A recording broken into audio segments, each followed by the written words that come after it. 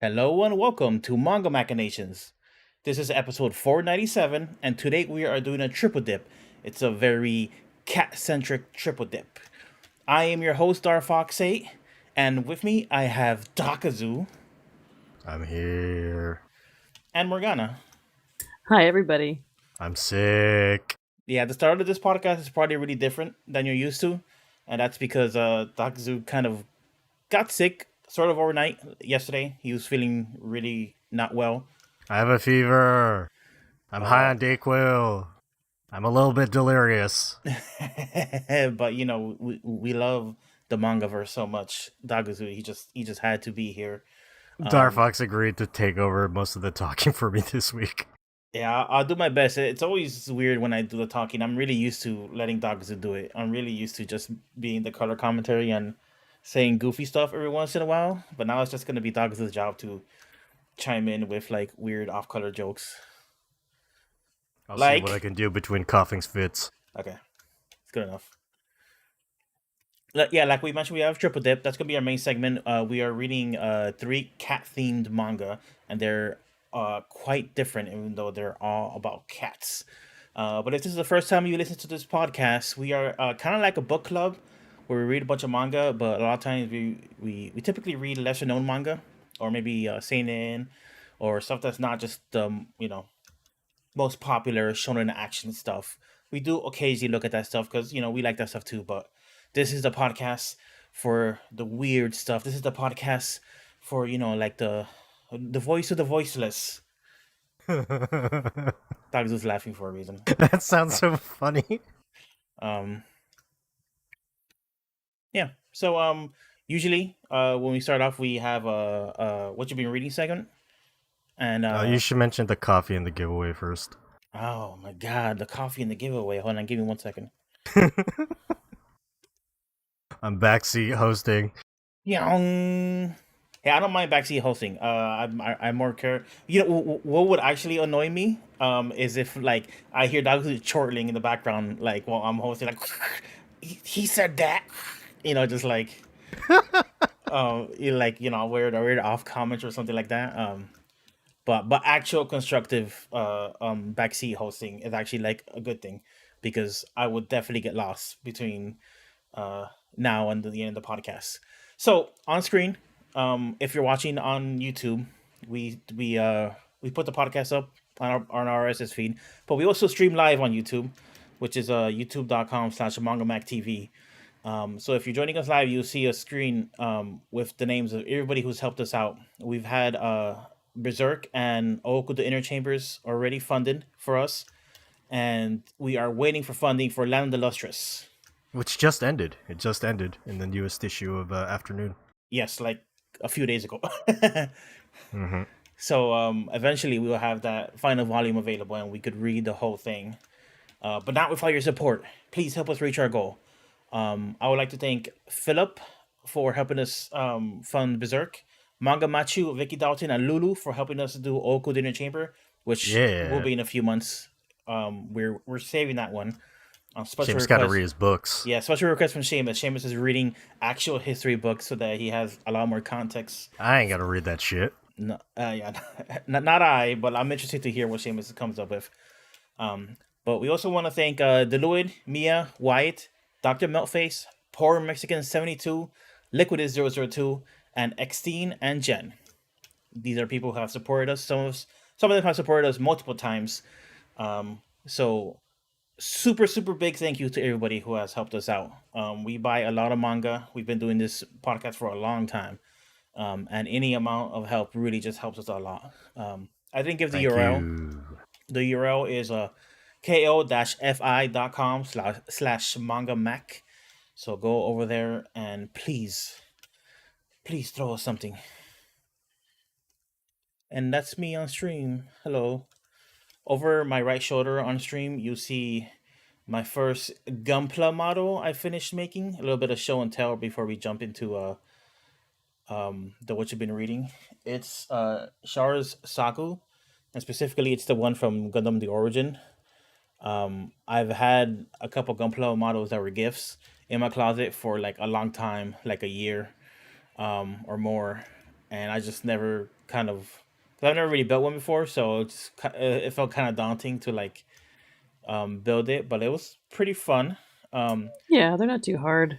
yeah, so this one is a high grade, which is kind of like one of the lower kind of grades, and it's actually very easy. This was like I have a couple boxes over my left shoulder actually, because I was kind of doing triage of all the Gundam boxes I have, um, and I have two master grades and one high or one no sorry two real grades and one master grade. The real grades are like kind of unique because they're the size of this high grade, but they have the complexity of the master grade.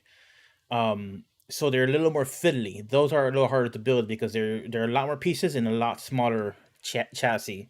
So I'm actually slightly worried about those because the hard part of building Gunpla is just when you get the pieces out of the runners, the plastic pieces out of the plastic frames. Don't lose them. Yeah, you don't lose them, and you try and clean them up because they have the little nubs from where they're connected to the plastic frame. So you could use an X-Acto knife to cut Don't off the break nubs. it. Don't break it. And like this is gonna be good show and tell. I'm gonna show the camera the back of this Zaku. There's like the little booster cones in his backpack.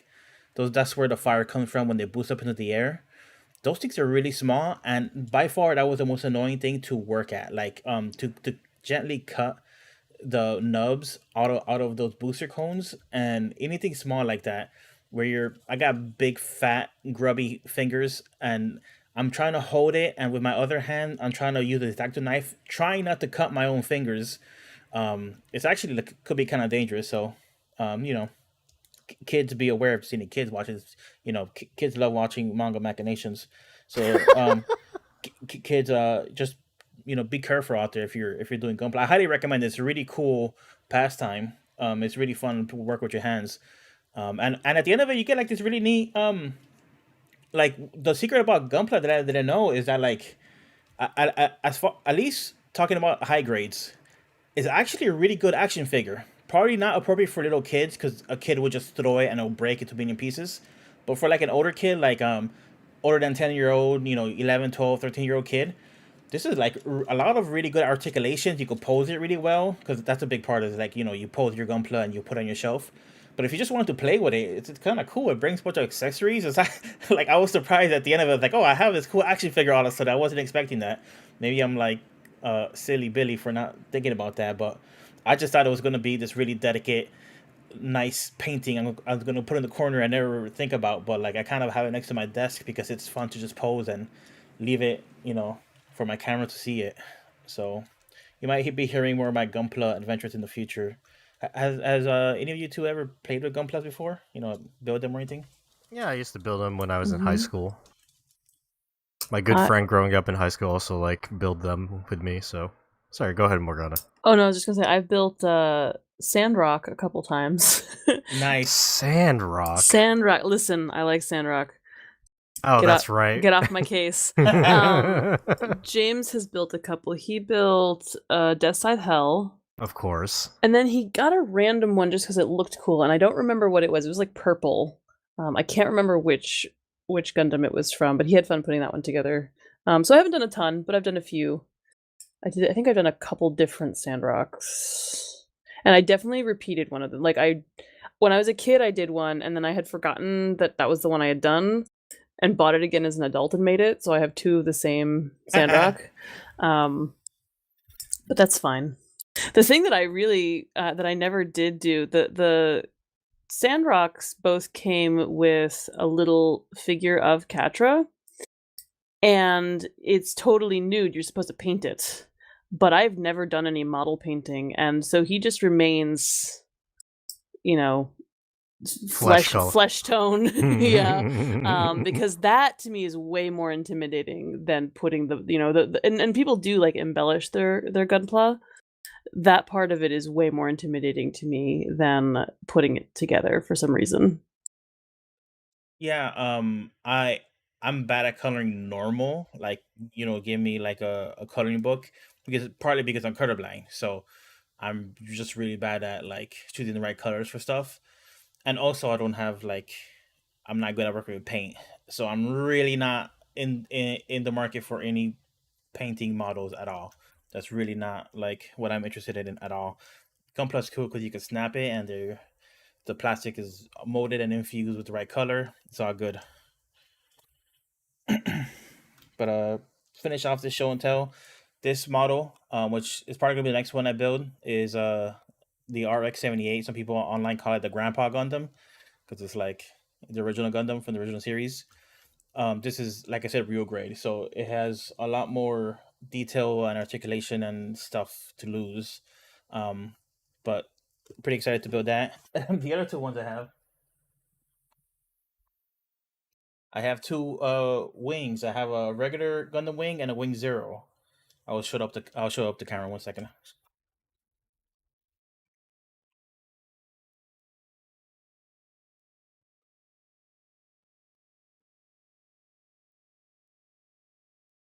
So I'm gonna be all wing for a while.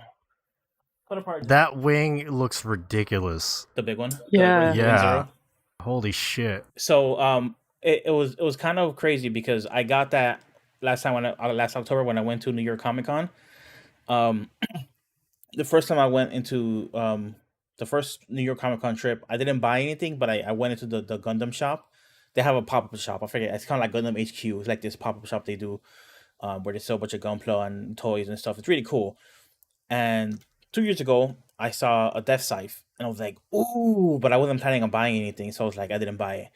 So the next year when I went, I was kind of hunting to see if they had Death Scythe again. They didn't. So, but they had the smaller Gundam wing, right? So I said, let me get this.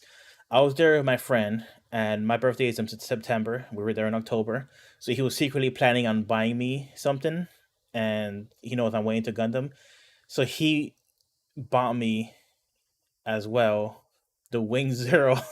So I was like, oh, okay, now I have two Wing Gundams, but that's cool. Like, it was a really nice gift. He bought me the big one, so he was very very generous there.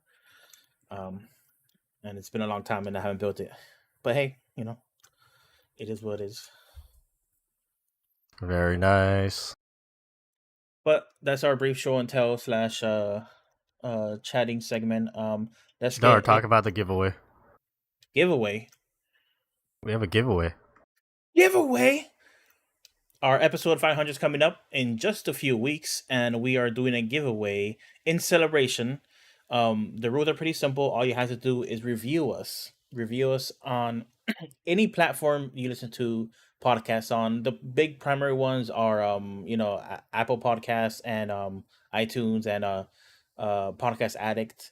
Spotify doesn't have reviews, only ratings, but we want an actual review. So we ask you to please review us somewhere, get the link from it or get a screenshot from it, and then email us to our email mangamachinations@gmail.com with the subject 500 giveaway. And just let us know that you reviewed us and we can see it and verify, and then you are automatically entered after that. I'm not exactly sure when the drawing is going to be. Are we going to announce on the 500? We haven't really decided that. I think we're going to announce on the 500. Okay, so a few weeks from now, you still have some time. We have until May 17th. Yeah, and we have a few entries, but only 3. So odds are very low right now. Yeah, we would like a lot more.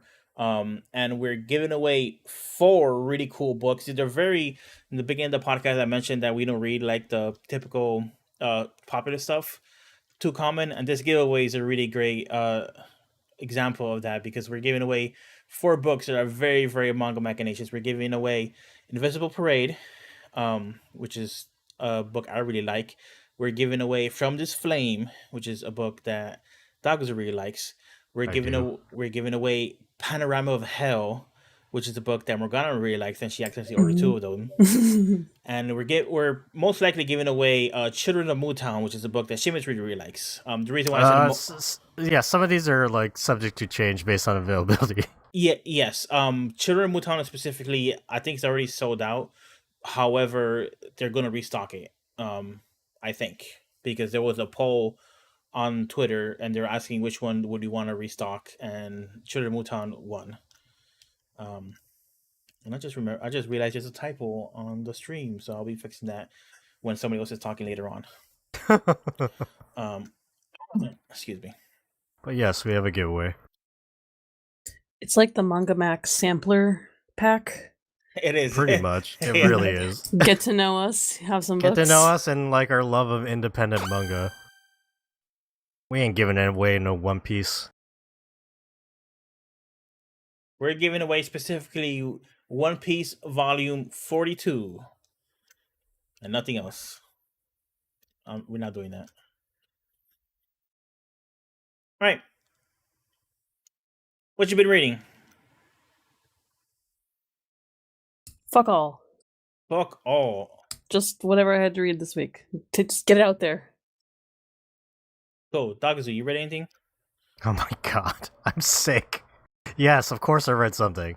Okay, you read anything? You read anything, and you're gonna brave through your sickness to talk about? Yeah, I can talk about something. Hold on. I read something that Morgana should be excited about. It's a manga by Yama Wayama. It's called Famiresu e Iko. You know, there's a manga by Yama Wayama put out by Yen Press called Let's Go Karaoke. Mm-hmm. This is the sequel. Let's Go Family Restaurant. Oh, that's fun. I sent Darvox a link to sample chapters. It's the same characters from Let's Go Karaoke. And it's been 4 years, Morgana. Oh. Mm-hmm.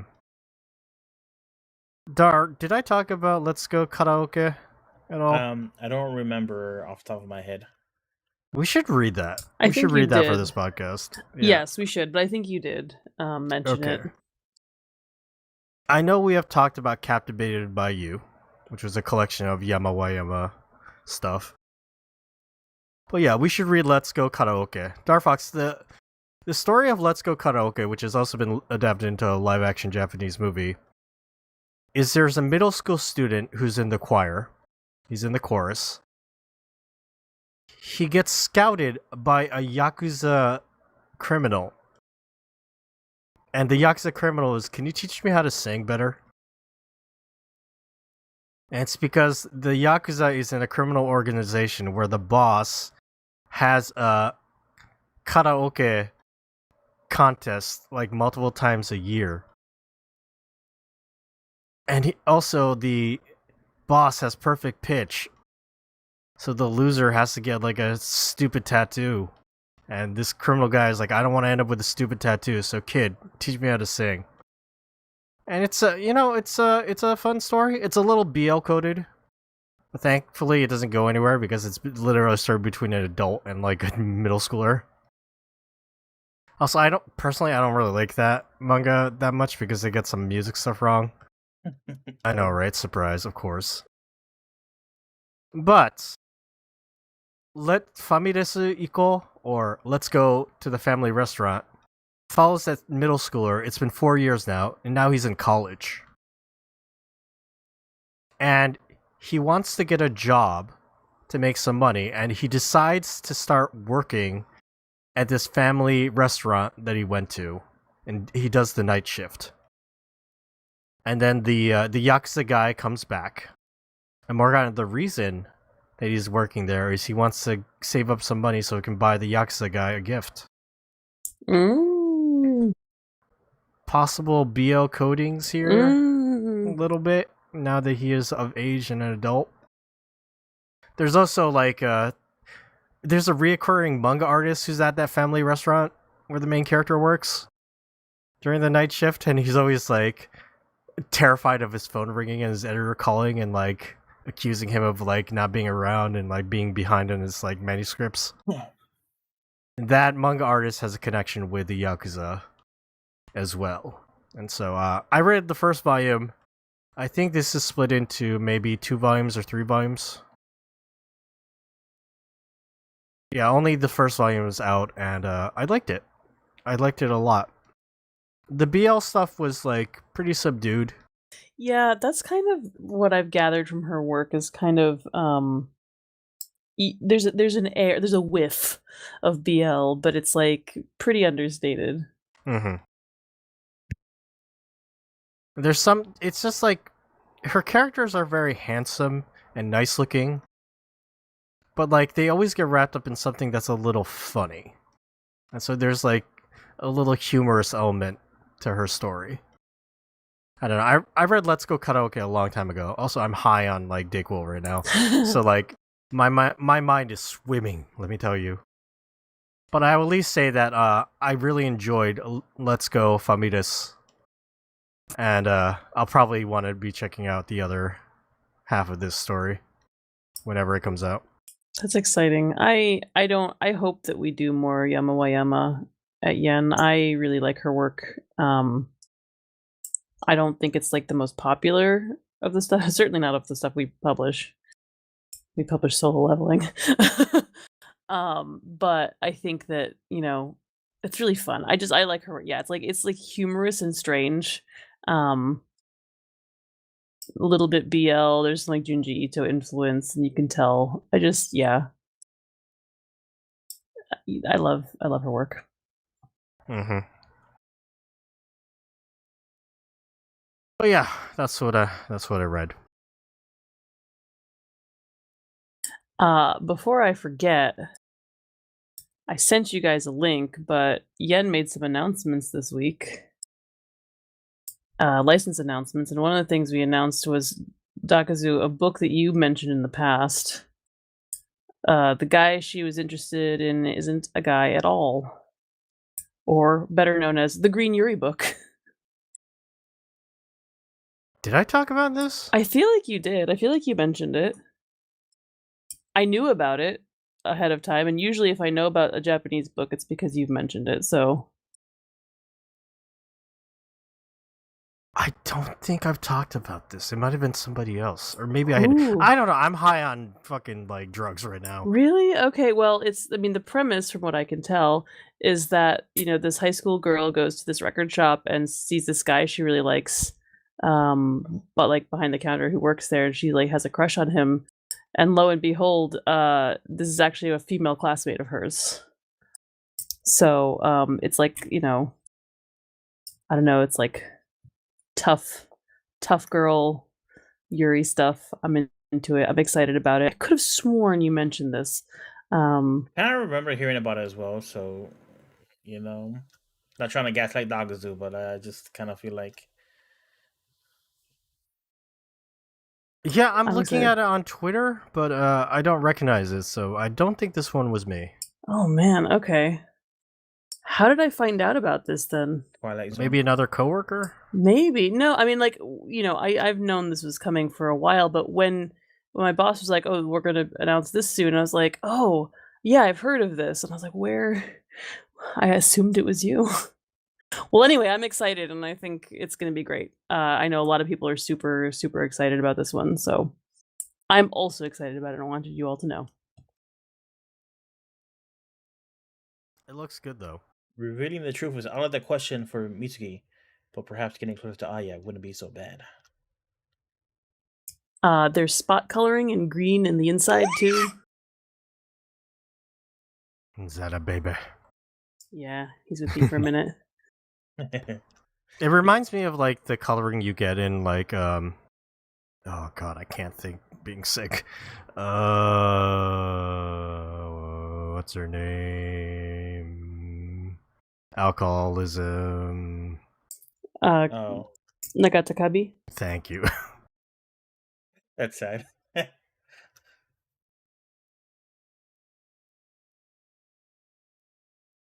Takas is really going through it. I am. There's a reason Dar's hosting this week. It's cool. Speaking of hosting, if that's all we have, then I just want to move along to another plug. We recently started a new YouTube channel called Manga Mac Watches, where we watch anime and we post our live commentary of that anime on the YouTube channel. Um, and soon there will be reacts and like highlight clips as well on that channel. But for now, you just have the watch alongs, and we're watching a few current things from the season, including The Fable. We're also watching Kaiju number 8, which might be the funnest thing we're watching. And we're also watching Oblivion Battery, which That's is the secret star of this season. which is a baseball manga. If you didn't know what a battery was, um, and Every time I hear it, I still think it sounds like fantasy, but also with like electronics. yes, I don't know, something about the Oblivion. Like it sounds so like dark fantasy. yeah, it's very exaggerated. Um, we're also watching a couple series that aren't new. We're watching Dragon Quest: The Adventure of Dai, which we actually haven't updated that too recently, so we'll post new episodes of that soon. And we're also watching Vivi Florai Eyes Song. I think that's the name of it. Which is a recommendation from LB, and that is maybe the most entertaining one we've done because somebody doesn't like that show that much, but they're sticking through with it for now. God, why did I agree to this? um, but yeah, Just take your Dayquil and hallucinate through it. It'll be fine. yeah. If you're at all interested in watching anime along with us, go ahead and follow us over there. Subscribe, like, and subscribe. Post comments, all that kind of stuff. We will be doing other stuff when we're off season. So look forward to that. I think we're done with our opening segment. So I'm You should actually mention what we're doing next week then. that's what I was doing. That's what I was doing, Takazu. Thank you.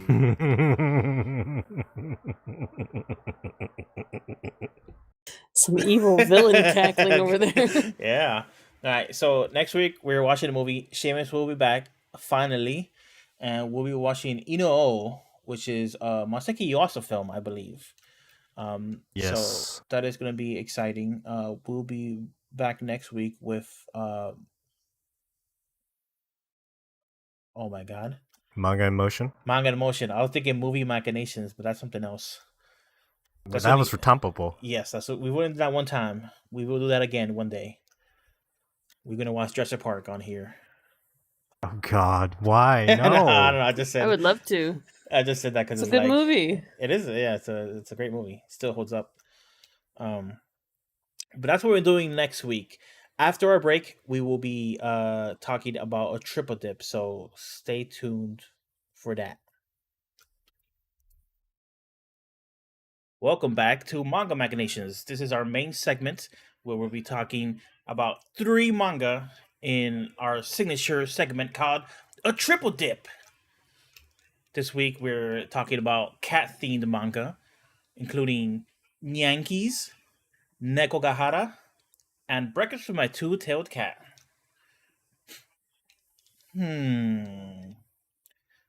Sick Dakazu. Which one should we talk about first? How do you want me to pick? Yes. Well, I read Yankees first, so let's talk about that. Cool. Let me cue that up. Give me 1 second.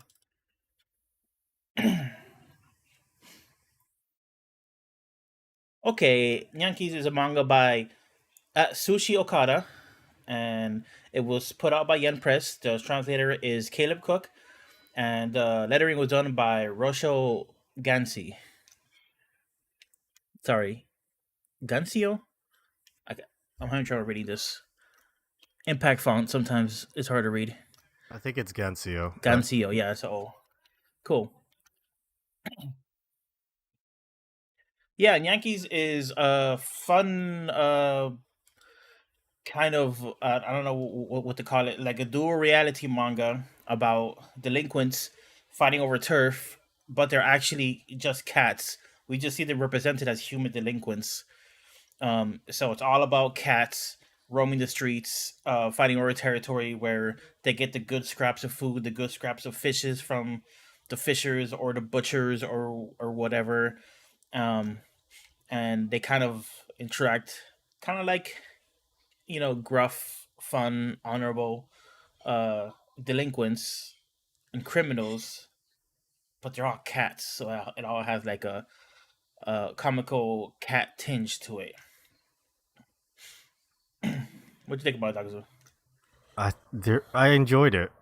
I like the representation of like the various cats as delinquents. Like how how they looked was based on like what kind of cat they were. That was always fun. I like Delinquent Manga. It was funny how it kept cutting back to the cats as well. That was also funny. Also, there's like this is in general for all three of these cat manga, but how come there's so many cat balls? I feel like my wife a little bit when she's like watching anime. She's like, "Why do they draw the asshole on those animals, on these dogs and cats?" Because the Japanese don't fix their cats. Yep. It's very, very common for them not to spay and neuter. In the United States, it is highly recommended, especially if you have outdoor cats, because cats are really bad for the local songbird population. They're not really made to be out and about in the wild here in the US. Not meant to. They're invasive. Cats are an invasive species. But yeah, in Japan, I don't think they fix their cats very much. So balls are, and of course, a lot of these are strays that we're reading about. Not Breakfast with My Two-Tailed Cat, and he definitely also had testicles. Mm-hmm. I have to say, I would not want a cat who's not been fixed in my house because they are like, I mean, I know female cats in heat get really like nasty, and I think male cats like pee on stuff all the time. It's like it's not great to not fix your cat for like you as a person. There was a panel in this manga where like it just like the main cat finds the girl cat and is sneaking up on her and it's like, I'm ready to bust a nut. And it's just a shot of like the cat balls. I was like, okay. Very explicit. I also think it's it works as like kind of a comical way to like when you have something that's really cute. I think it works a lot to offset it with something that's not cute, like a not The cute delinquent. aspect. Yeah, so like drawing these cats that most of the drawings that we're looking at, especially in two of the mangas, the other manga that probably had the best art style didn't really have that much cuteness involved with it. But this one, the cats were actually pretty cute looking most of the time when they draw the cats. And it's like a good juxtaposition in my opinion to like add something like the butthole plug, or like the balls, the kitty cat balls. On screen I have 2 pages I'm going to show off. That this is the very beginning of the manga, where the main character Ryusei is kind of like sizing up some local cats and stuff like that, and it's kind of his character introduction. But then it also introduces the whole concept. In the bottom left of the panel, you see a little girl running towards them, and they kind of have a shocked face. That's because they're all kitty cats, and this little girl just saw this huge like crowd of cats, like 8 or 9 cats standing around, and it was like the happiest day of her life. She wanted to go pet all these cats, but of course they're not gonna stick around. They're just instantly running away. That little girl is all of us. Yeah.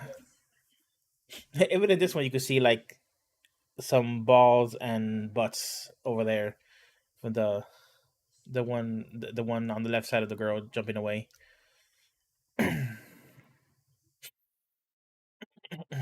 I like how at the end of this volume they need to go save the girl cat.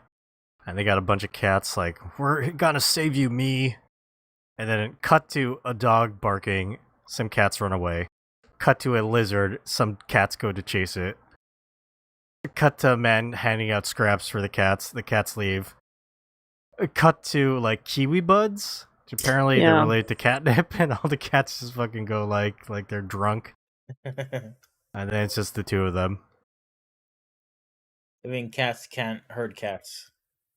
I think one of the things I like about Nyankees in particular, and they all do this to a greater or lesser degree, but I feel like Nyankees really understands cat behavior really well. Cats are fickle, so they're all going off and doing their own thing, and like a lot of cat mannerisms are really obvious and well done.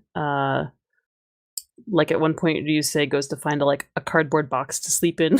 Get stuck in it. Yeah. Gets stuck in it. I'm like, that's such a cat thing. You know, like it's so as somebody with 2 cats tell you.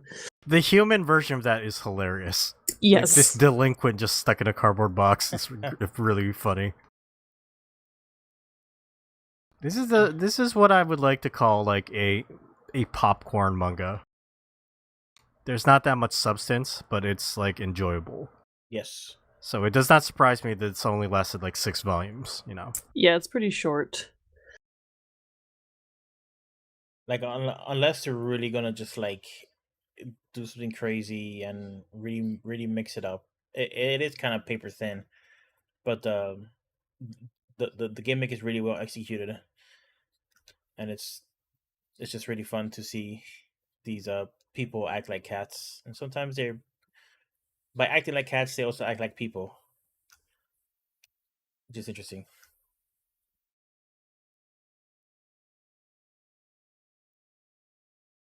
The cats are drawn well.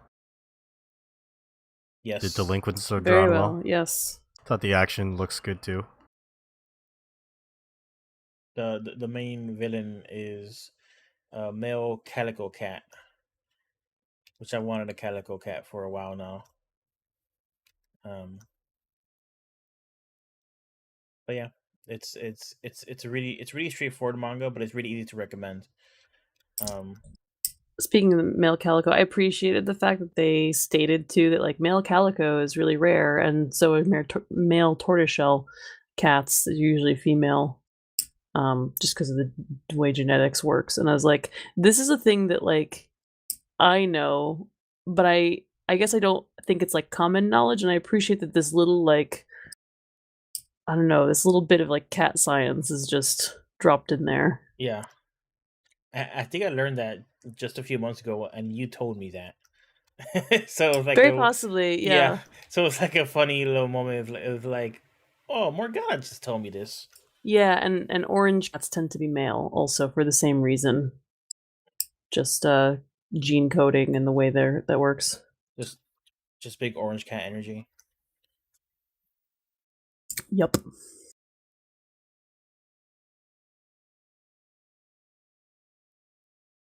Is there anything else to say about Nyankees then?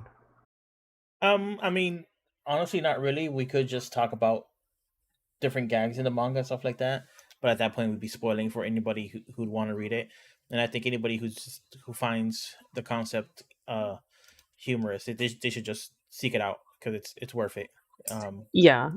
It's super fun. It is light reading. I feel like a lot of cat manga is though kind of like pretty laid back kind of reading. I have to say, reading these, I realized that we have not read What's Michael together, and I want to read that. Yeah, I've never read What's Michael. Oh, it's so good, you guys. It's so good. But yeah, I just there's this whole and I from what I have heard from like a lot of librarians, especially who work with kids, cat manga are really popular right now. Like, so I don't know. We might need to bring back a regular cat triple dip in the future. Hey, one of my current favorites is Red Cat Ramen, which is going to get an anime fun. in this fall. So, Darfox didn't like that much. Yeah, I don't remember disliking it. You weren't like gaga over it though. No. How could I be? There wasn't a naked hitman hanging around, laughing at a comedian. This reminded me, my daughter this morning was watching a new cartoon on Disney. It's called Pupstruction or something like that. It's like a group of dogs who work in construction. It's like one of those dumb like 3D animated things, and I was like, I guess this is fine. It's not Paw Patrol, so I'll let it slide. But the cats are the bad guys. Do you know how furious that makes me?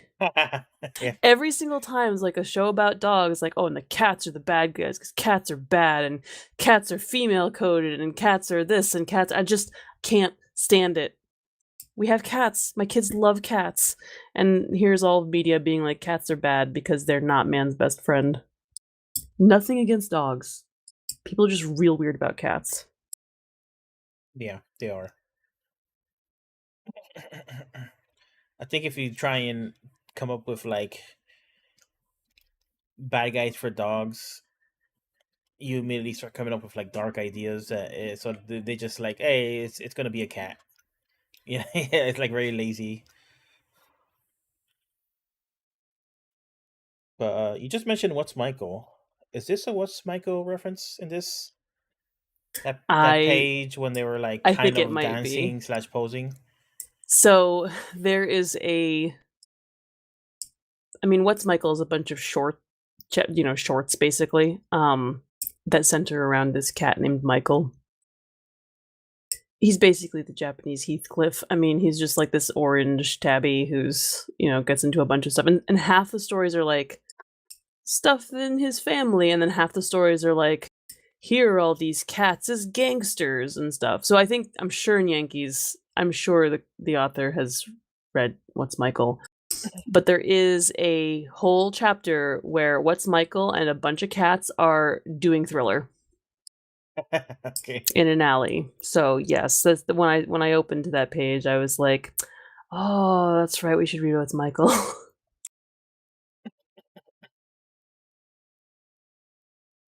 It's not in digital though, so it's Yeah, kind of hard. doesn't surprise me. Nice big omnibuses now. They're great. You know, the one negative thing I'll say about this manga, and it's more just like a personal thing, is almost just like this is one thing I don't like is like and I don't think it's like bad or poorly done, but I don't like sexualizing cats. And because they have like those scenes where Ryusei, I think is the main character, is like courting Michan. They have like him looking at Kappa, and then it turns into like the human, and like the girl has her butt like sticking out like that. I'm like, Mhm. I don't want to think about like cats sticking their butts out and stuff like that. It's just like, like I just, and of course it's stupid because they're animals, and of course animals have like um sex and stuff like that, right? But I just don't think of them as like sexual creatures. I think of them as creatures that you grab and you squeeze them because they're cute. Um, so that Yeah. juxtaposition, it was like slightly disturbing to me. So I fully admit this is like a Dark Fox problem. I think it's supposed to be comical, um, but like, Yeah. yeah, Cat sex is also like super unpleasant though. Like I don't know how much you know, but I'm gonna drop some more cat science on y'all. Male cats have barbed penises so that they don't get kicked off while they're in the midst of copulating, right, because the animal kingdom is horrifying. Um, so I think it can be very painful, unless the female cat is in heat and trying for it. Um, if you ever hear cats like screaming, I always think like, okay, these cats are either ripping each other to shreds or they're getting down, yeah, because they make horrifying noises. yeah. I've definitely heard neighborhood cats going to town. So yeah, I'm inclined to agree. I also don't really want to think about cats having sex, because every time I do, I think, God, that does not seem fun.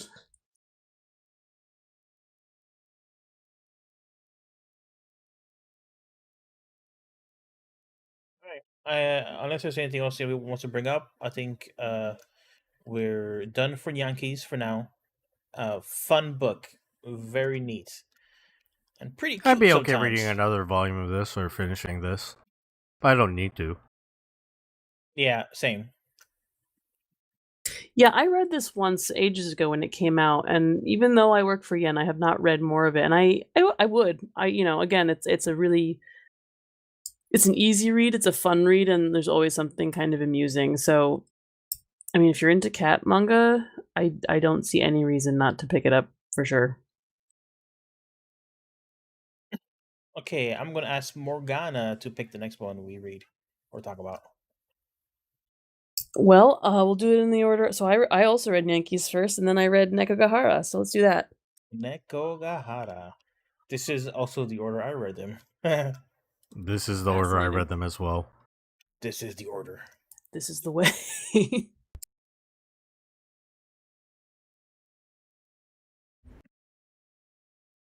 Sorry, I'm just looking up the credits.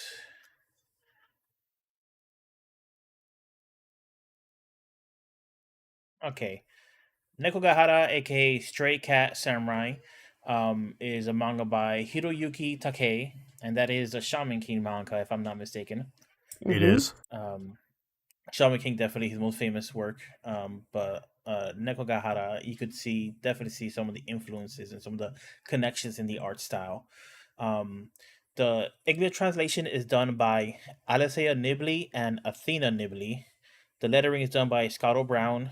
Editing is Ajani Oloye, and Kodansha Comics edition cover design is by Phil Bosman.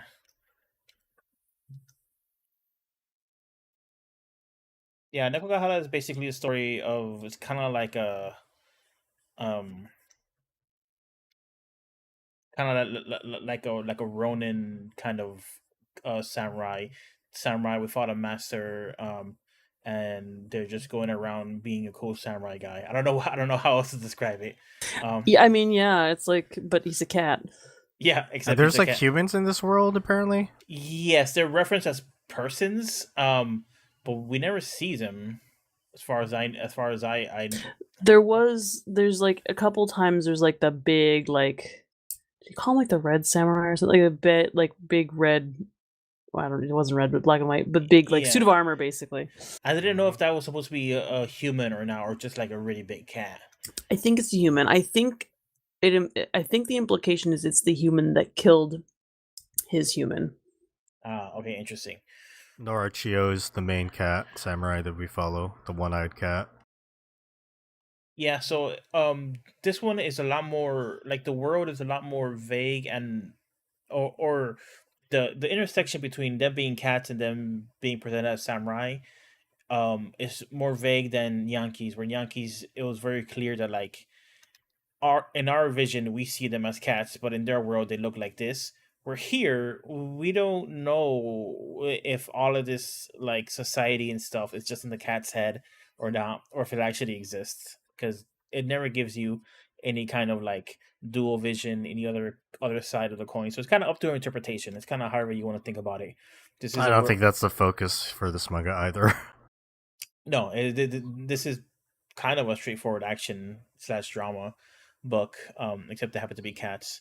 Um, and this is the one I was referencing, where the cats don't really look cute in a traditional sense in this book, because they're drawn very stylized, very kind of like um, exaggerated proportions and elongated faces, and it's a really cool art style that really lends itself well for action and stuff. This is definitely the most interesting manga or interesting looking manga that we read. Even if you might not like the style, I think most people could agree this is definitely has the most style. This compared to the stuff. I Um, have to be honest, Star. I do not like Hiroyuki Takei's style. yeah, I mean, I don't think everybody will. I'll try and find I've something. read through Shaman King, and Shaman King is fine, but I'm not the biggest fan, and it's mostly because of his style. He's adopted this very kind of super exaggerated looks with like lots of. He does a lot of like pointed angles in his art. And sometimes it's like so much so that you can't tell what's on the page. It's a little bit hard to parse like the action or like what you're seeing sometimes. It's not as bad as like Yasuhiro Naito.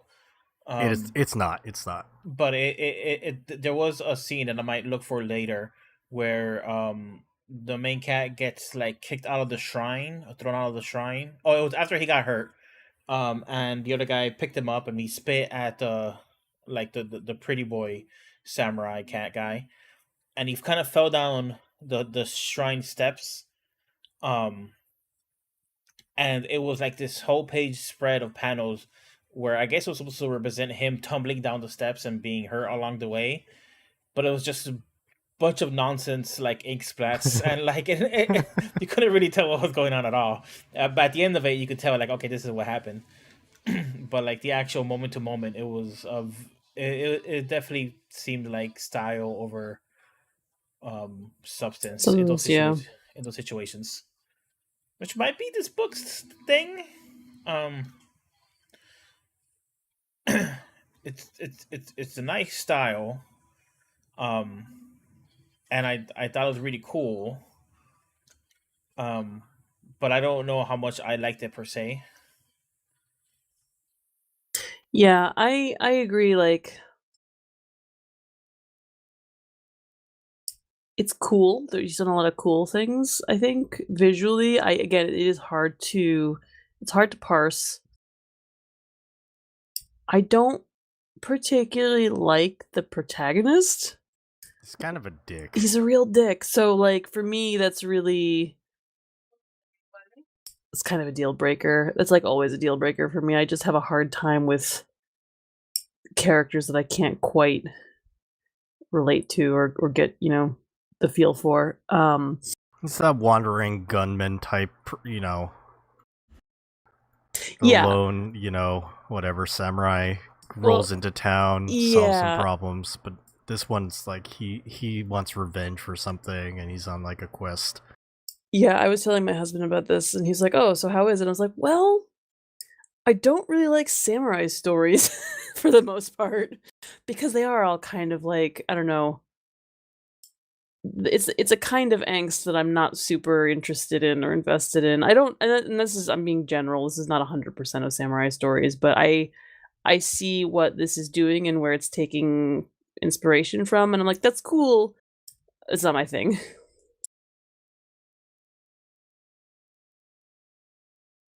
This seems like it could be somebody's thing, but it wasn't my thing.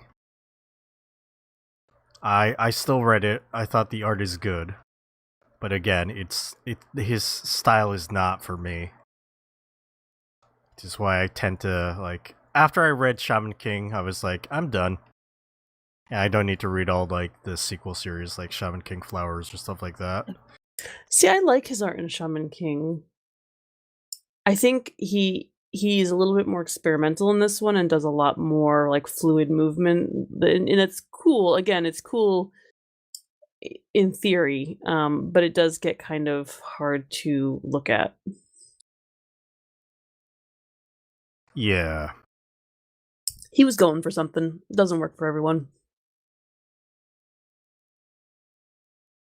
I have on stream the panel of him getting thrown out of the shrine, um, and it's mostly parsable. But then when you get towards the end of it, um, I don't know what's happening in the last few panels. And is he just thinking about the Red Samurai at the end of it? Is that why he's we see that guy there? I don't know. You should bring up like location 78 because that's like a two-page spread of an action which is also like kind of like there's so much ink splatter, there's so much stuff happening. It's also hard to parse.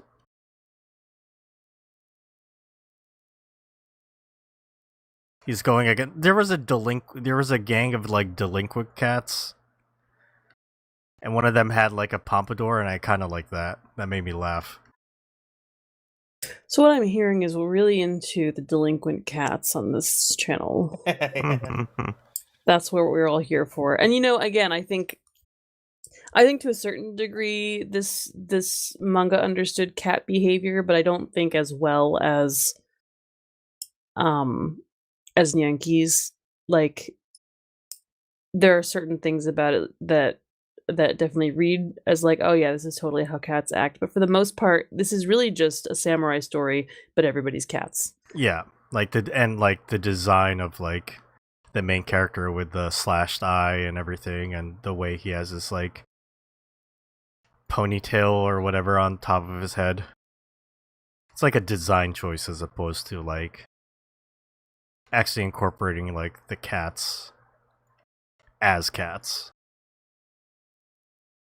He did a really good job of making them it really look different, and there's widely different like body types for these cats and body shapes and head shapes.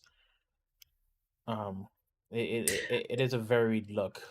Yeah, I feel like he was pretty good at that. I mean, it's been many, many years since I read Shaman King. I didn't ever read all of it. I just read, chapters in Shonen Jump 20 years ago. I feel like he was always really good at kind of variation and characters, character types and body types and things like that. It's one of his strengths and one that not a lot of mangaka have. I don't know. He just evolved his art into like all these points, and I'm like, I don't know, not for me. Impressive, but not for me. This cat manga needs a pompadour bully cat that becomes one of the good guys. Yep.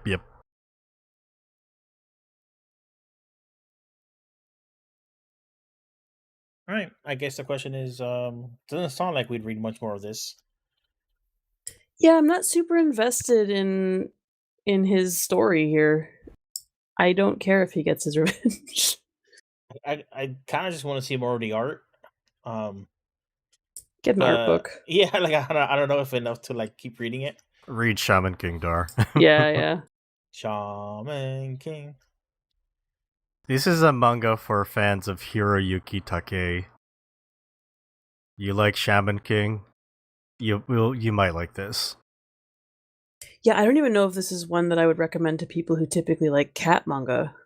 Yeah, Like, it's pretty atypical. It just happens to be cats. the cat aspect is kind of weak. Hey, they can't all be winners. It's fine. It's all good. This is another thread in the tapestry of Manga Mac reads. I mean, it's short. It's only 5 volumes total, and they're all available in English. All right, let's move on to our last manga.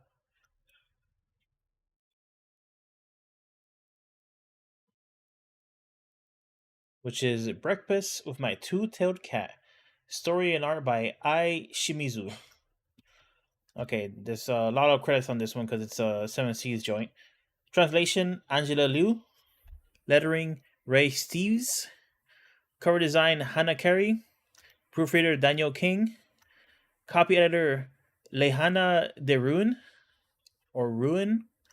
I'm not exactly sure how to pronounce that. I apologize. And the editor is Linda Lombardi. I think I'll cut it off there. But a lot of wonderful names in these credits. Breakfast with Two Cats is actually a book that Dogstooth spoke about like 6 months ago or something like that. Manga Mac Bump. Yeah, it's Manga Mac Pop. Pretty soon after like Dogstooth spoke about it, there's also like a YouTube video of it. 7C's was like, "Hey, we're translating that, and that's what it's like to be part of Manga Mac. The words you say just turn to gold. That's what happens." But yeah, this is a cooking manga because even when we're doing a complete like self-contained theme like cat mangas, we still managed to fit a cookie manga inside of it somehow.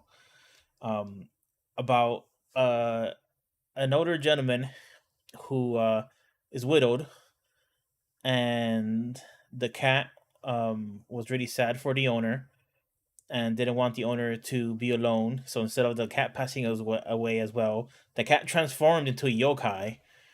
I'm not super familiar. Nekomata.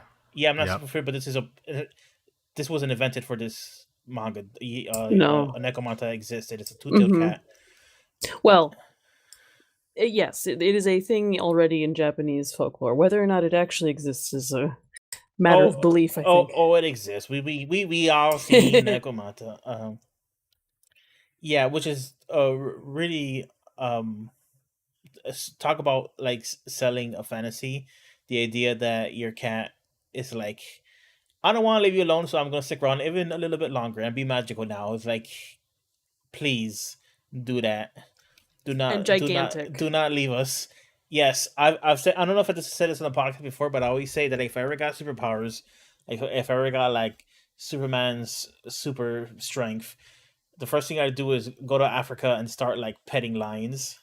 Just because it's a giant cat, but I can't really pet a lion because the risk of getting mauled and killed is like 99%.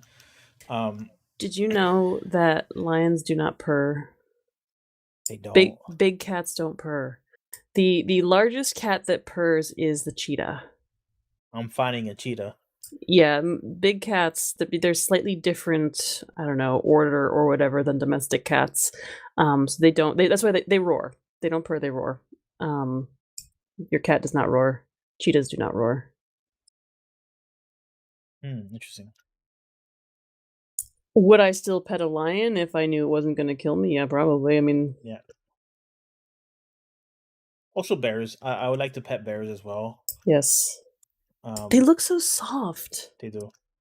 I bet they're not. 'Cause I bet like their if their pelt is like unkempt or whatever, but like I don't they know. look soft.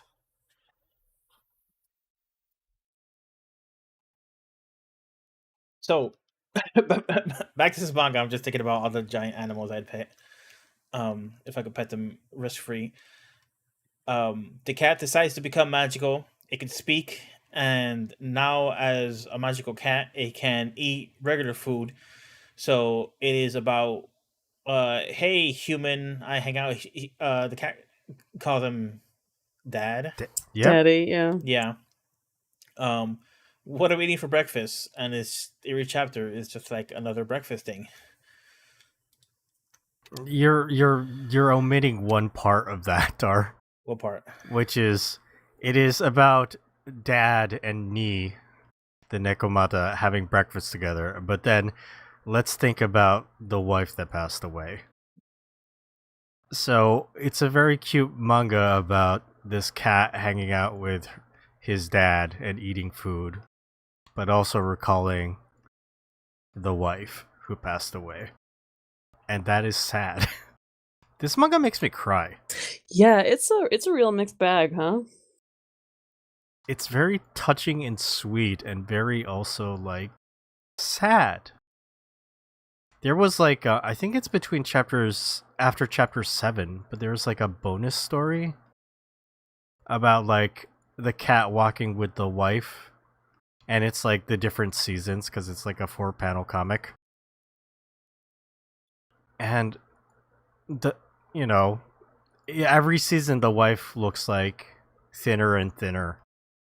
And Nee says something like, it doesn't matter how slow you walked, I liked walking with you. Yeah. And cue tears.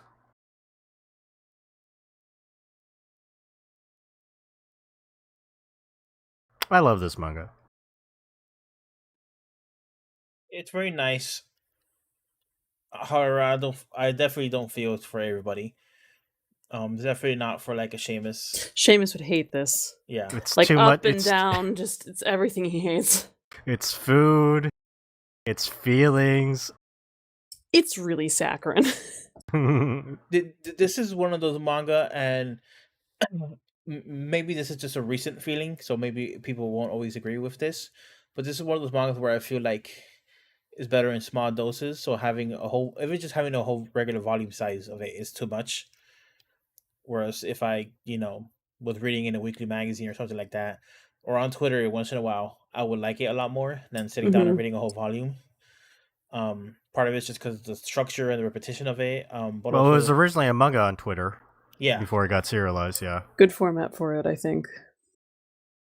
Which it kind of reminds me of our recent complaints with Yokohama, right? Mm-hmm.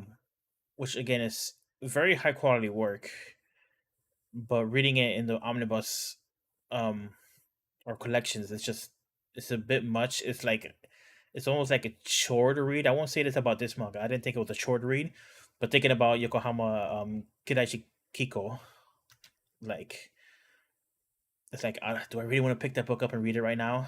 It's like, not really. um,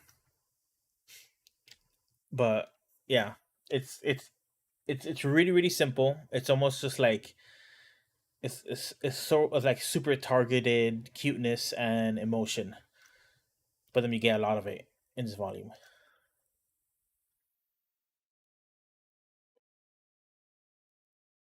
Yeah, I agree. I think I enjoyed this overall. It is a little bit repetitive. I think the thing that bugged me was like Nee is like really cutesy.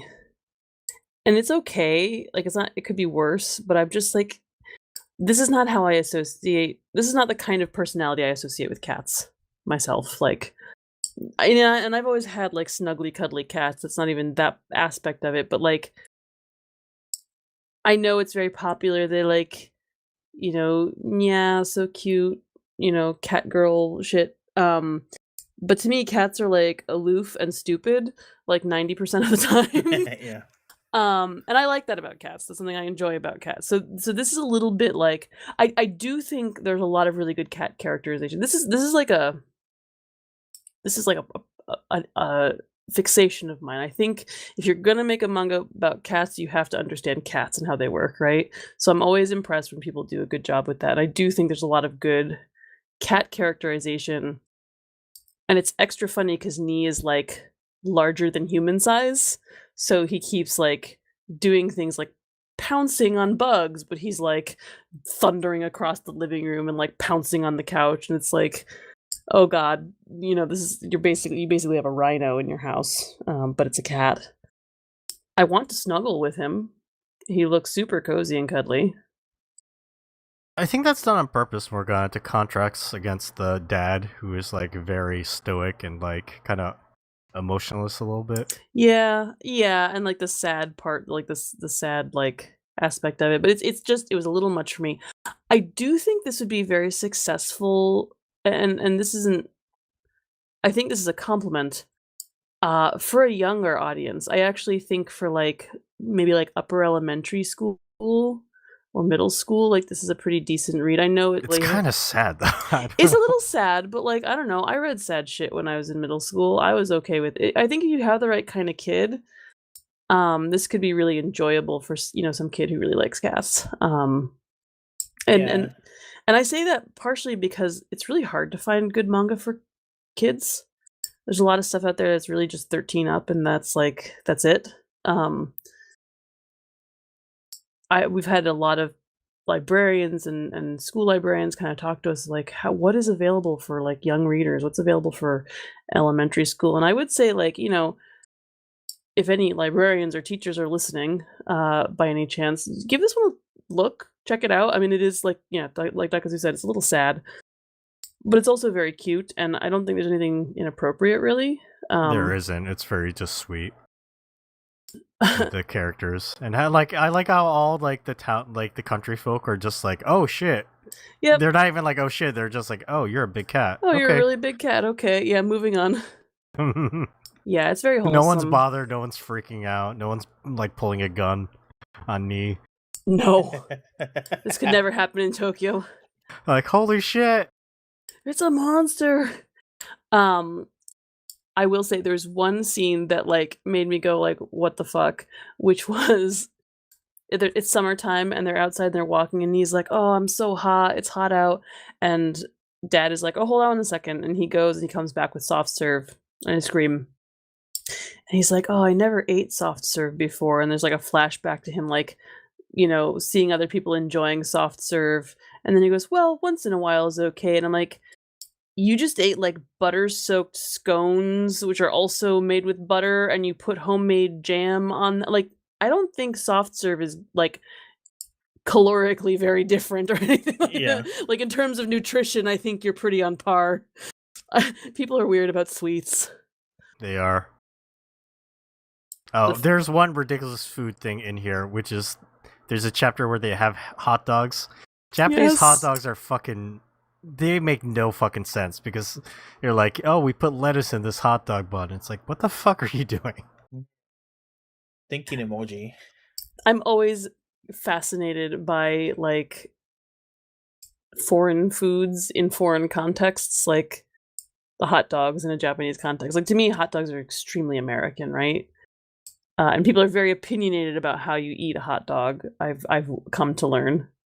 Have I told you the tale of completos? I don't know. Oh boy, here we go. So completos means complete or like completes.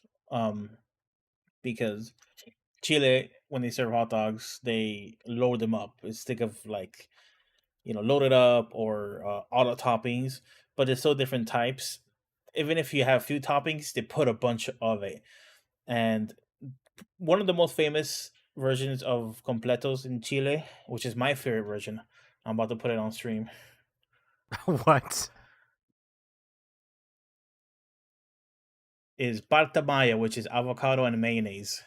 Ooh. So it's just a bunch of The mayo avocado and a aspect, no. bunch of mayonnaise. That's intense. That's a lot of That's mayonnaise. a lot of mayo. It sure is. What the Oh. fuck? See, I was gonna be like, oh, we just bought some Kewpie mayo. Maybe I'll try this, but that is too much mayonnaise. Yeah.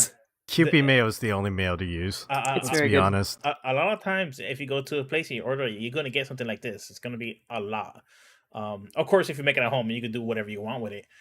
But traditionally, it's a lot of like it's really loaded up. There's like another version of it on here. You might get stuff like this as well. This has like tomatoes and stuff in it.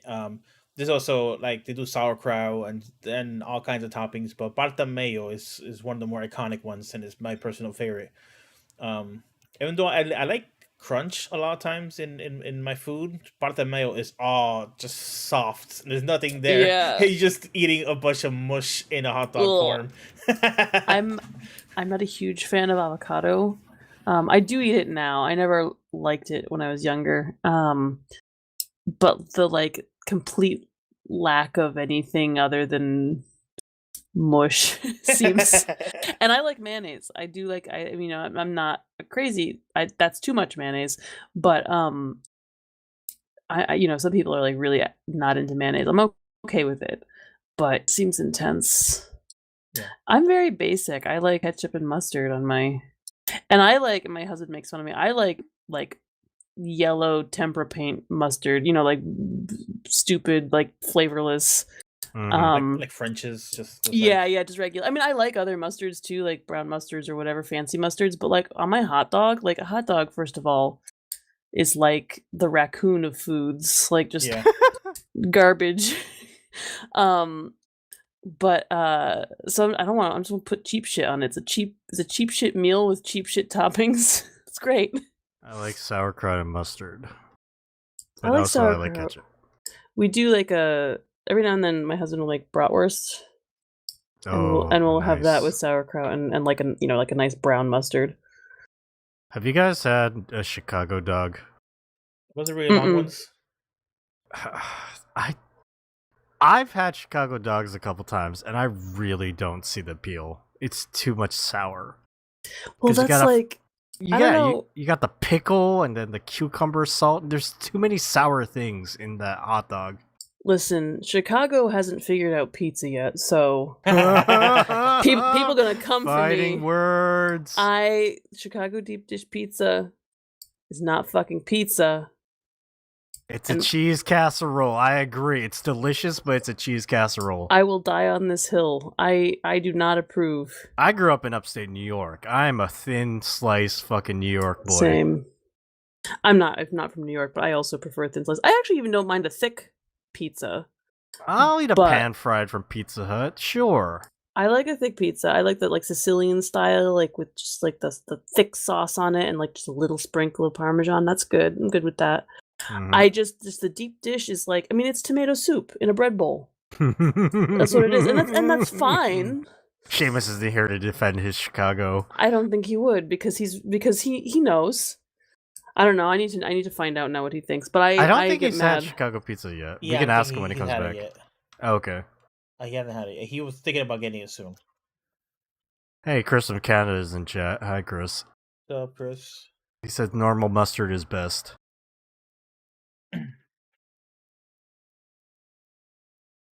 Yeah. Normal mustard isn't mustard. Have you had Asian mustard? No, I don't think so. I've had spicy brown mustard. I have a Dijon mustard, and I've had Like- yellow mustard. And that's the mustard. Like that I've had. American mustard, they call it yellow mustard because it's yellow, but that's made with like white mustard seeds. Mm-hmm. Asian mustard is made with proper, yellow mustard. It is spicy as fuck. I bet. It's like stronger than wasabi. It's crazy. Sounds good. Why don't we put that on sushi instead of wasabi? Mm-hmm. Chris, don't complain about putting reviews on Apple Podcast. You can do it. You can make it happen. You could also do it on anything. It doesn't have to be Apple. Be anywhere. Anything that takes written reviews. Shall we get back to the manga? Yeah, it's good. It's cute. Maybe a little too cute. I like Nee's design. Nee's design. Me was the female cat in the first manga. Nee. Mm-hmm. Like two, because he's got two tails, right? Yeah. What was he called before? He turned into a... I think he was always called Nee. Wow, what a coincidence. But it worked out because then he became a two-tailed cat. Mom knew something. Mm-hmm.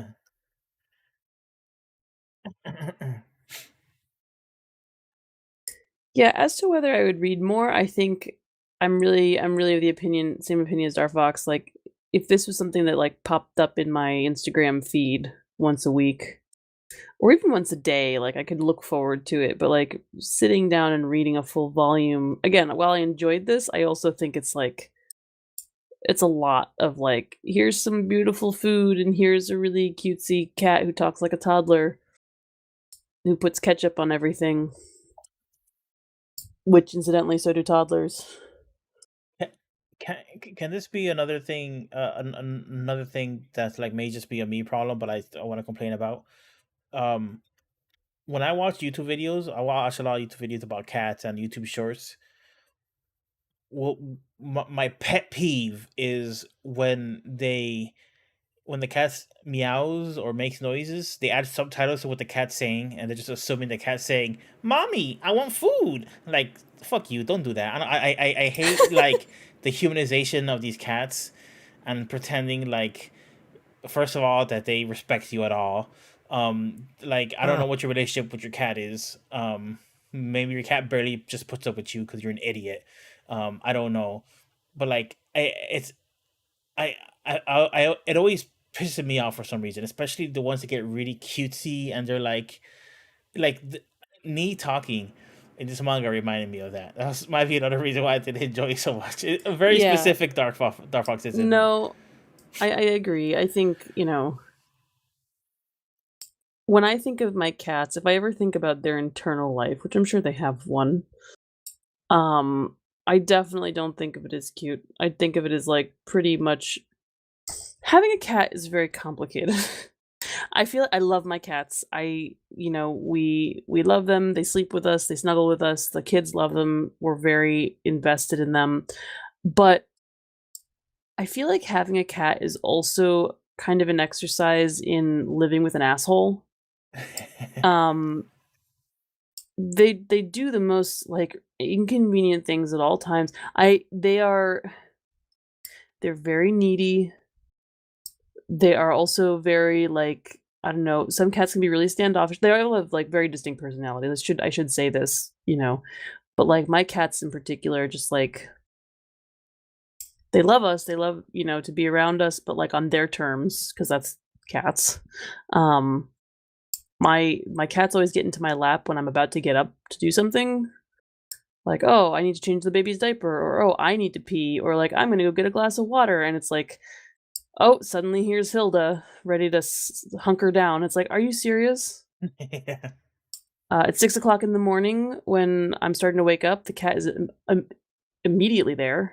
Like, hey, what's up? And we free feed our cats. It's not like we feed them at a specific time every morning like some people do. So they just show up. They just show up and are like, hey, what's up? It's time. It's time for you to wake up. You should be awake. And it's like, no, go away. I don't know. It's like living with like a needy roommate who's kind of a jerk and is also like not technically related to you, but somebody you have to take care of anyway. that they kind of expect you to take care of them. There's the Yeah. expectations, yeah. But Well, also fiercely independent. and I wouldn't have it any other way, which is like the other part of it. It's like I feel like Yes. I'm brainwashed. Like It sounds like crazy talk to me. I have a dog. the nuance of cat ownership is special. Whereas with dogs, you have like a slave that you just like. What? I'm channeling Seamus there. Seamus says very harsh things about dogs sometimes. I mean, it is a very different experience. My family has a dog, and it's just a very. She's also a needy creature, but it's very different. You know, my mom will like go on a trip for like a day or 2 days, and my mom's like, "Oh, what are you doing with the cats?" I'm like, "They're okay for 2 days. Beyond 2 days, we would get a cat sitter or something, but like they're okay. Like I'm not worried about them. They'll be fine." Yeah, yeah. March comes in like a lion does it pretty well. It does it for comedy, but we hear the cat's internal dialogue in March comes like a lion, and some of it is cute, but mostly like, sis, what you got there? You got food, sis? What's going on? And it's very like it's almost like they're very opportunistic is the way they're written. Because cats are really fucking Yeah. opportunistic. Yeah. So like very cute, but like when it comes to food, they just kind of become unhinged. Um, it's good. I like the characterization. And March comes like a lion. So I guess I should clarify. I don't mind people giving cats dialogue and kind of making assumptions about their character, but when it's just one note, like cutesy, and also worse when it's cutesy and just endless devotion towards you, like mommy, what are you, mommy? Like no, like it rubs me the wrong way. It's just not my experience of cat cohabitation in the least. You don't own a cat. Cat owns you. So I'm pro fucking with cats. Maybe it's gonna get me in trouble, but like cats fuck with you. So like I fuck with my cat sometimes. Oh yeah. Like he doesn't want me to pick him up, and I might just go and I pick him up and squeeze him, and I don't harass him for half an hour. I just hold him for a minute, and he's clearly unhappy. But like fuck you, you were like needing me and like bothering me like an hour ago. So now I'm gonna do this to you. So I am pro what did I call it earlier? We were talking about the dirt bike gangs in town, but I was like, I was it wholesome hooliganism? yeah, I feel like that's the kind of thing you could do to your cats or your family members. You know, mess with them a little bit. I think that's okay as long as it's understood by all parties that it's not like you're not being mean. You're just kind of messing around. I am also pro fucking with your cat. I like and again, not to any great extent. I would never hurt my cats. I would never stress them out. But like every now and then, just like, yeah, I'm gonna touch your fucking belly. How do you feel about that, buddy? yeah. I think it's important to like understand those, and it's surprising how few people understand like the tales, or the tales as in tell of when a cat is stressed out or when a cat is actually Hmm. scared. Because to me they're mostly pretty obvious, but like a lot of people, um like there's a lot of again talking about YouTube cats or YouTube videos of cats. There's a lot of videos of cats like meowing and yowling, and they're presented as funny, but like that cat's clearly stressed the fuck Yeah, out. Like they want out, like they're like at their wits ends. They're having a full on like kitty panic attack, and I'm like, why is this like with like jaunty music in the background? Like what? yeah. It's really weird. And then you'll get the other thing where it's like there's a totally innocuous video with a cat, and some genius in the comments is like, "This is abuse," and you're like, "There's nothing going on here Yeah. that is abuse. I promise you." Like, you know, taking toys away from your cat so that they have to chase them is like how you play with a cat, my Yeah. friend. Like, They want to hunt like the yeah, velociraptors, like yeah. T-Rex. Apex predators right here. Cats are smart. They could take care of themselves, but thousands of years ago they were like, you know what, what's even better is if we get these assholes to feed us. Yeah. Did you know, another cat fact, they don't meow. Cats do not meow between each other. I They don't- heard that. Yeah. Yeah, they don't communicate by meowing with each other. That's something they developed exclusively to communicate with humans. And that's why it kind of sounds like a baby crying sometimes. That's crazy. Isn't it cool? That's when it sounds like cats are actually aliens. Like they actually came in and like adapted to Earth. Yeah, I have not decided whether or not cats are like the smartest animal on the planet or the dumbest. I feel like they kind of run the gamut. Smart in so many ways, but then they do like dumb shit, like fall over. You do like those videos of cats that are like jumping and trying to make it to the like another surface, and they just like wipe out, and you're like, oh, what was wrong with your depth perception, my dude? Yeah. You are supposed to be like an agile hunter, my friend.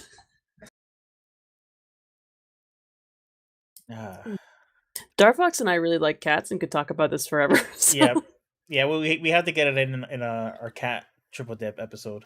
So obviously we got to do more cat triple dips. There's enough Yeah. cat manga out there now. We're gonna do dog triple dip next. Can we find enough dog manga Sure. in English? Sure. We'll see. We never read Cat Shit 1, aka what was the Japanese title for that? Which one? Cat Shit 1. Is that the one that's like? Oh no! Wait! That is a Japanese title. The English title is Apocalypse Meow. Yeah, is that the Okay. one that's like the? Isn't there one that's like the Korean War, but Yes. it's rabbits and cats? Is this one? Yes, yeah. Where like it's, I mean, it's maybe kind of racist because all the races are depicted as different animals. And the cats are evil, right? Yeah, Cats are evil. I'm not sure. I never read it, but it's a semi-famous manga, weird war manga, but with a bunch of cats and dogs and stuff like that. Rabbits. Yeah. I don't know. We read Onward Toward Our Noble Deaths recently, and I don't know if I have more war manga in me right now. Yeah. Yeah, we might need to recharge the war trauma. Too bad they don't have an English version of the fucking. Actually, they might have an English version of the fucking stray dogs battling like the bear manga. You know, Darfox. Oh, your favorite anime opening, Wee Dog. Yeah. Silverfang? Like what's that manga called? I'm totally just blanking on it now. I don't know. I can't think right now. Okay. All right. I think we talked long enough about cats. We had 3 very unique cat manga right now, so I think it's time for us to rank them. I shall go first, and pretty easy for me to put Nyankees on top. Nyankees is the most canonical cat manga we've read today. The cat behavior is on point, and it's pretty funny and pretty cute. Number 2 is kind of a toss-up for me because I really like the art in Nekogahara.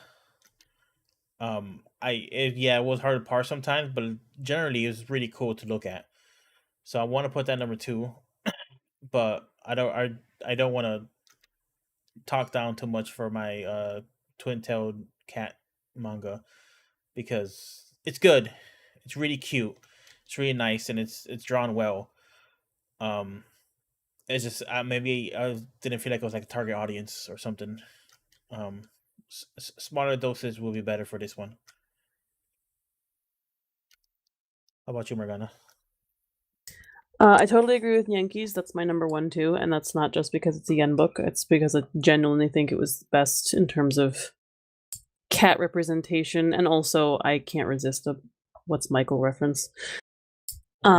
What's Michael is like the best cat manga in the world. I'm comfortable making that statement. I'm gonna say Breakfast with My Two-Tailed Cat was my second favorite. I know I had some issues with it, but overall I like the concept. I love yokai. I want to snuggle with that cat. I agree. I think I'd like it better in smaller doses.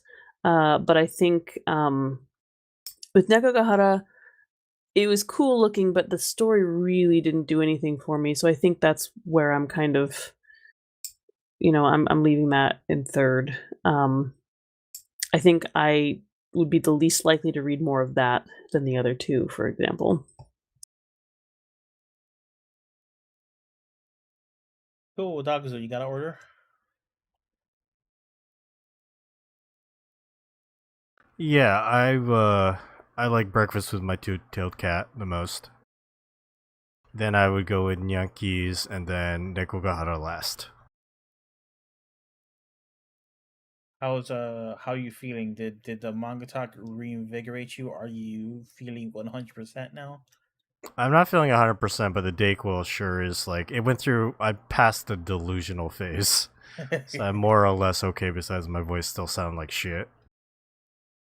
Cool. I'm really glad you could join us. I know this came upon you really quickly, pretty much. So you didn't really have any time to decide what to do. It wouldn't be the same without you. I'm fine. Thanks for hosting. Oh, thank you for your uh forever guidance, Dagazu.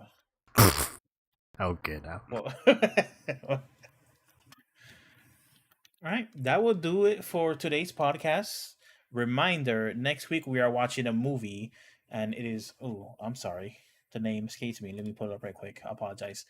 It's Inu O. Ino O, directed by Masaki Yuasa, one of our favorite anime directors. So we're very excited about that, and that will be the return of Seamus. Uh, so that will be exciting. Please tune in for that. If you like this podcast, you can find out our podcast on iTunes and Podcast Addict and Google Podcasts and all the places you will listen to podcasts. Apparently, Google Podcast is going away. I learned this like recently. You never know with Google; they shut stuff down just constantly. Yeah. They're an interesting company. They do a lot of interesting stuff, but they just like we're done with this and they just shut it down. It's weird. Yep. Um, um, but yeah, please. We have our website mangamachinations.com where we have all our episodes posted, and write ups and stuff like that. So that's the most reliable place you can find our stuff.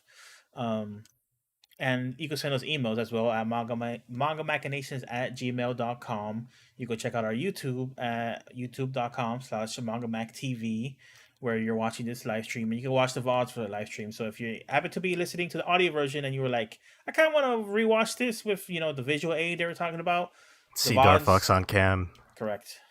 Me and my Zaku, we're on cam. My green shirt. You can skim through that stuff and see the extra stuff we're doing on there as well. I talked about earlier in the podcast. We got Manga Mac Watches, another YouTube channel. We have watch alongs, and soon we're gonna have reacts content and a bunch of fun, goofy stuff on there. So please look forward to that. Please subscribe to that and help us out. Help us build our numbers. That'll be super, super appreciated. And our social medias. So if you want to follow us on Twitter, we are at Manga Mac Podcast, and we're also that same handle. We're on Instagram, we're on Threads, we're on Blue Sky. It's all at Manga Mac Podcast, so you can find us at your favorite channels. Douglas, if I'm missing anything, Discord. Yes, go to our Discord. I actually don't know what our Discord URL is. Discord.me/mangamac. Discord.me/mangamac. Yes. Type that in and you can chat with us directly. We play games sometimes on there. We play mahjong every single Monday. Sometimes I skip out because I'm a degenerate. I play hooky. I don't I skip out on mahjong and I go to school instead. Our coffee. And our coffee.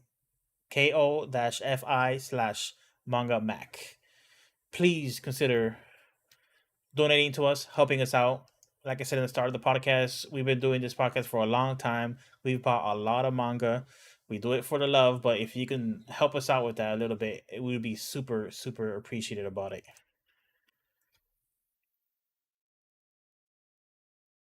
Our personal social media. Our personal social medias. I am at Darfox8 on Twitter. Dogazoo is at Dogazoo. And Morgana is at Morgana Relina. That's right. Okay, yes, a professional here. as y'all can tell. Seamus isn't here, but his is at Seamus 2389. 2389. Seamus is without an H. So it's really Seamus. That is how you pronounce it. It's not. Thank you everybody for listening and watching. Thank you for putting up with my different style of hosting. Thank you Dagazu for being here with us, and thank you Morgana for making time out of your busy family weekend to be with us as well. I need a break sometimes, man. Yeah. Well, we're glad we could be part of that break. All right. Thank you very much. We'll see you next week. Peace.